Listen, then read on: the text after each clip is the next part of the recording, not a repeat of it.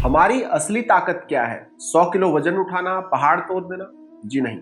भगवान श्री कृष्ण कहते हैं कि असली ताकत वो नहीं जो युद्ध के मैदान में दिखती है, बल्कि वो है जो आपके दिमाग के अंदर होती है। तो अगर आप भी खुद को सच में पावरफुल समझते हैं तो गीता जी के दूसरे अध्याय के श्लोक 68 में आप अपनी ताकत को चेक कर लीजिए। तो चलिए शुरू करते हैं श्लोक 68।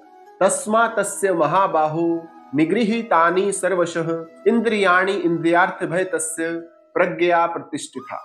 अर्थात भगवान श्री कृष्ण कहते हैं कि हे अर्जुन, जिस व्यक्ति ने अपनी सभी इंद्रियों को अपने काबू में पूरी तरह से कर लिया हो, केवल उसी व्यक्ति की बुद्धि को स्टेबल माना जा सकता है। मान लीजिए हमारी आंखें सिर्फ मोबाइल की स्क्रीन पर ही चिपकी हुई हैं और हमारे कानों में लोगों की बातें घूम रही है, हमारी जीभ को किसी स्वाद का लालच आ रहा है।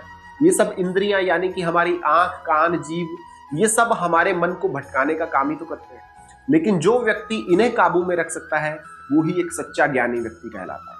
चलिए श्लोक के सार को एक एग्जाम्पल के साथ समझने की कोशिश करते हैं। मान लीजिए आप एक महल के राजा हैं और आपके महल के 4 दरवाजे हैं। तो आपने 3 दरवाजों पर तो बहुत ज्यादा सॉलिड पहरा लगा दिया है, उसे लोहे से भी बंद कर दिया है, लेकिन आलस में आकर आपने चौथा दरवाजा खुला छोड़ दिया। तो आपको क्या लगता है कि आप सुरक्षित हैं? बिल्कुल भी नहीं।